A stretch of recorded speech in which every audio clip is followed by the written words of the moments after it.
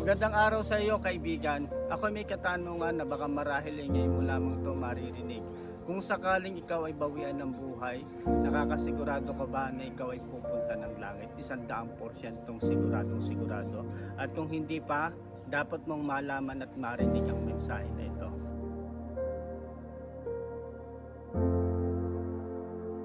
Ano ba ang mga bagay na dapat mong malaman at tanggapin upang makasigurado na pupunta ng langit? Una, kailangan mong tanggapin na lahat ng tao ay makasalanan.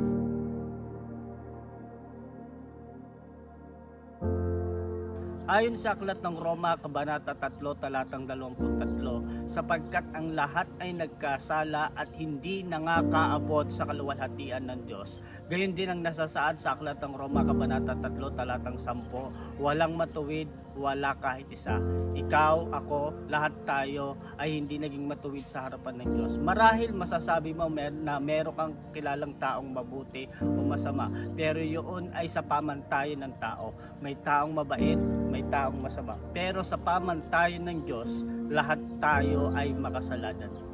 Pangalawa na dapat mong malaman at tanggapin ay may kabayaran ng ating kasalanan. Sabi sa aklat ng Roma, Kabanata 6, talatang 23, sapagkat ang kabayaran ng kasalanan ay kamatayan. Ano yung kamatayan na kabayaran ng ating kasalanan?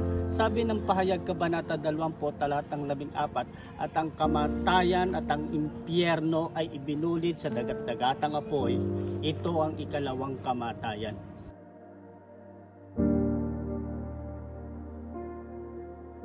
Ibig sabihin, ikaw at ako ay mapapahamak sapagkat ito ang kabayaran ng ating kasalanan. Ginawa namin ang bidyong ito sapagkat may malasakit kami sa iyong kaluluwa at ayaw namin na ikaw ay mapunta ng impyerno. Ang tanong, ano ba yung dapat nating gawin upang tayo ay hindi mapunta sa impyerno o ano ba yung dapat nating malaman? Ayon sa Roma 5:8, datapat ipinakikita ng Diyos ang kanyang pag-ibig tungo sa atin, sa gayon tayo ay mga makasalanan pa, si Kristo ay namatay para sa atin. Ayon sa aklat ng Roma, Kabanata 5, talatang 8, na ipinakita ng Diyos ang kanyang pag-ibig tungo sa atin nung siya'y mamatay doon sa krus ng Kalbaryo. Halimbawa, kaibigan, ito ang Diyos Ama, Diyos Anak, at ito ang Banal na Espiritu. At ito naman ay matatagpuan mo sa Biblia sa aklat ng unang Juan, Kabanata 5, talatang 7, na ang tatlong ito ay iisa. Ilan ba ang Diyos? Ang Diyos ay iisa na nag-e-exist sa tatlong persona. God the Father, God the Son, and God the Holy Spirit. At yung isang persona, walang iba kundi ang ating Panginoong Jesucristo ay nagkatawang tao kagaya natin. Pinanganak siya ng isang birhen na ang pangalan ni si Mary. Nagpagaling si Jesus ng may sakit, bumuhay ng patay, yung mga may ketong gumaling, nagpakain siya ng 4,000, nagpakain siya ng 5,000, bumuhay siya ng patay. Ngunit higit sa lahat ay ibinigay niya ang kanyang buhay para sa atin. Siya ay binugbog, kinoronahan ng tinik, nilatigo, dinuraan sa muka, pinagpasa ng krus papunta sa bundok ng Golgota, ipinako siya ron sa krus, siya'y namatay, makalipas ang 3 araw, siya'y muling nabuhay. Dinanas ito ng ating Panginoong Jesucristo upang bayaran ng ating nagawang kasalanan. Ang kabayaran ng kasalanan ay kamatayan, kaya't si Jesus ay namatay upang bayaran ng ating nagawang kasalanan. Siya ay binugbog, kinoronahan ng tinik, ipinako siya sa krus bilang kabayaran ng ating mga kasalanan. Wala na tayong babayaran dahil binayaran na ni Jesus. At ito yung tanong, ano naman yung dapat nating gawin upang maligtas?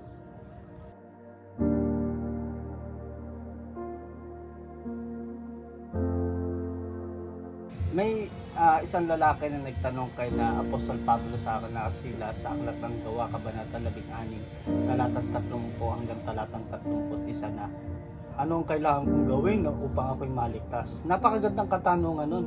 At sumagot sila saka sina Pablo at ito yung sagot nila. Manampalataya ka sa Panginoong Jesus at maliligtas ka, ikaw at ang iyong sambahayan. Ibig sabihin, pag nagtiwala ka kay Jesus, nanampalataya ka kay Jesus, maliligtas ka, pati yung sambayanan mo, maliligtas din kung sila rin ay mananampalataya sa ating Panginoong Jesucristo.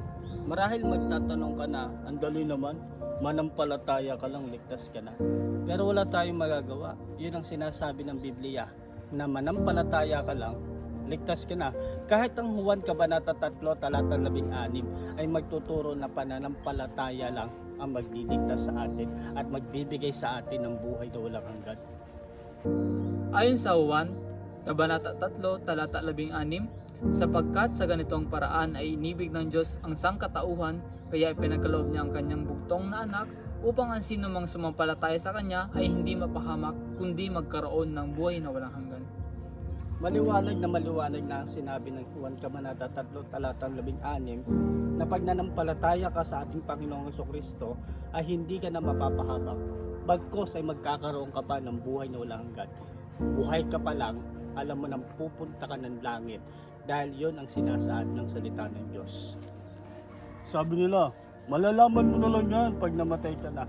Pero ito yung tanong kung malalaman mo na lang yan kapag ikaw ay namatay na, ano pang silbi ng salita ng Diyos? Kaya nga isinulat ang salita ng Diyos upang maalaman natin na meron tayong buhay na walang hanggan sa makatuwid ay ang mga nananalig sa kanyang pangalan. Hindi ko sinabing masama ang gumagawa ng mabuti. Hindi ko rin sinabi na masama ang relihiyon. Magandang relihiyon kung ito'y nagtuturo ng tama. At hindi ko rin sinabi na masamang tumalikod sa kasalanan. Maganda ang tumatalikod sa kasalanan. Ngunit hindi ito ang daan upang mapunta ka sa langit. Kundi isa lang, pananampalataya lang sa ating Panginoong Jesucristo. Sabi nila, pag daw gumagawa ka ng mabuti, meron kang relihiyon o tumatalikod ka sa kasalanan ay maliligtas ka. Pero kaibigan, ito yung tanong ko Kung sa pamamagitan ng relihiyon, paggawa ng mabuti at pagtalikod sa kasalanan, maliligtas tayo, ito yung malaking tanong. Bakit pa nagkatawag tao ang ating Panginoong Jesucristo upang bayaran ang ating nagawang kasalanan? Pwede naman pala tayong pumunta sa langit sa pamamagitan ng relihiyon, paggawa ng mabuti at pagtalikod sa kasalanan. Naunawaan mong ibig kong sabihin, kaibigan? Ayon sa Juan, unang kabanata, talata 12, ngunit ang lahat ng mga tumatanggap sa kaniya ay pinagkalooban niya ng karapatang maging anak ng Diyos. Sila ay ang mga sumasampalataya sa kanyang pangalan. May nagtanong sa akin, Brother Ronan, nakuha mo na ako. Pag nanampalataya ako sa Panginoong Hesus, maliligtas ako. Pero ito yung tanong ko, what if kung makagawa ulit ako ng kasalanan? Pupunta pa rin ba ako ng langit? Maliwanag ang sabi ng Biblia, na una, pag nanampalataya ka sa Panginoong Hesus, hindi ka na pupunta ng impyerno. Pangalawa, pupunta ka sa langit. Pangatlo, magiging anak ka ng Diyos. Gaya ng nasa saad sa aklat ng unang Juan Kabanata sa talatang 12, na lahat na nagsasampalataya sa Panginoong Hesus ay binigyan ng kapangyarihan na maging anak ng Diyos. Ayon sa Hebreo, Kabanata 12, talata 5 hanggang 8, at nakalimutan na ninyo ng lubusan ang payo na ipinangaral sa inyo bilang mga anak.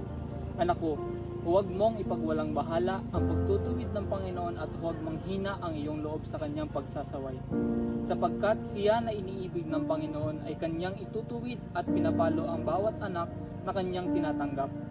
Kung kayo ay magtitiis sa pagtutuwid, ang Diyos ay nakikitungo sa inyo bilang mga anak, sapagkat sinong mga anak ang hindi tinutuwid ng kanyang ama? Ngunit kung kayo ay walang pagtutuwid, kung saan ang lahat ay naging kabahagi, kayo nga ay mga anak sa labas at hindi mga tunay na anak. Meron akong mga magulang, meron akong mga anak. At ito yung pinakapunto ko. Wala nang paraan upang mawala yung relasyon ko sa aking mga magulang. At wala na rin paraan para mawala yung relasyon sa akin ng aking mga anak. Habang buhay ko ng magulang yung mga magulang ko, at habang buhay ko ng anak yung mga anak ko. Kahit magkasala sila, anak ko pa rin sila. Yun nga lang, kapag nagkasala ang mga anak ko, ayon sa aklat ng Hebreo, Kabanata 12, talatang 5 hanggang talatang 8, na sila ay didisiplinahin ko. Pero ito yung pinakapunto. Habang buhay ko na silang mga anak. Ito yung ibig kong sabihin sa aklat ng Roma, Kabanata 12, talatang 5 hanggang talatang 8, na tayo ay habang buhay ng anak ng Diyos. Yun nga lang, kung tayo'y magkakasala, ay tayo'y didisiplinahin ng Diyos. Halimbawa, 5 taon mahigit, ikaw ay naisip mong mang-hold up ng bangko o gumawa ng kasalanan. Ito yung tanong, anak ka pa rin ba ng Diyos? Ang sagot ay oo. Habang buhay ka ng anak ng Diyos.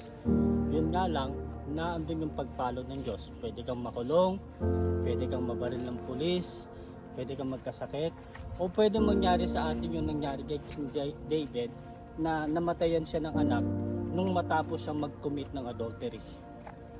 Habang buhay na tayong anak ng Diyos, kahit tayo magkasala, habang buhay na tayong ligtas, kung ikaw kaibigan ay nagtitiwala sa ating Panginoon sa Kristo.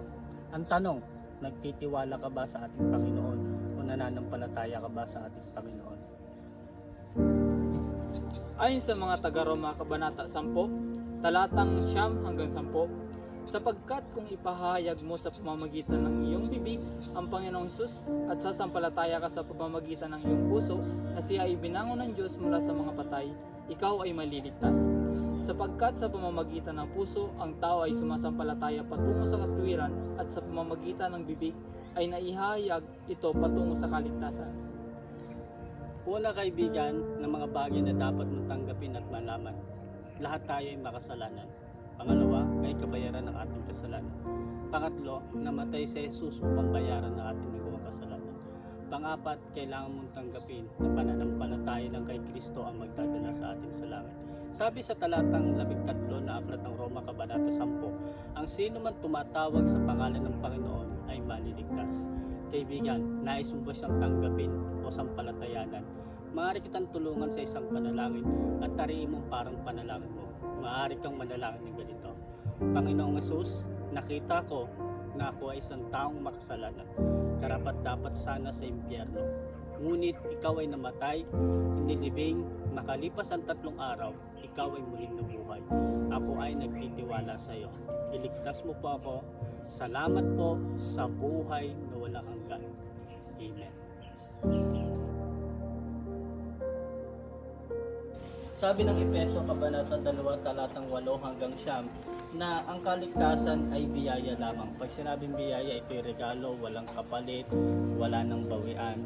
Ang pagpunta ng langit ay libre. Ito'y regalo lamang ng Diyos na walang bayad.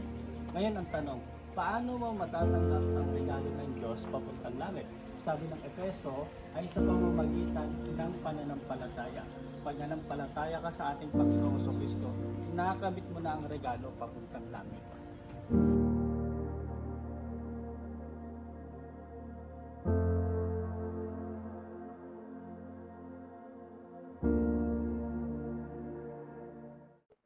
Maraming nagsasabi na kinakailangan mo raw tumalikod sa kasalanan upang ikaw ay maligtas. At marami nagtatanong na ano ba ang nakakapagligtas? Pagtalikod sa kasalanan o pananampalataya sa ating Panginoong Kristo? Subalit kaibigan, nais ko sanang ipaalam sa iyo na hindi pagtalikod sa kasalanan ang magliligtas sa atin, kundi pagtalikod sa maling paniniwala papunta sa tamang paniniwala. Ang sabi ng Lucas Kabanata 3, talatang 3, siya ay pumunta sa buong lupain sa palibot ng Jordan na ipinapangaral ang bautismo ng pagsisisi dahil sa kapatawaran ng mga kasalanan.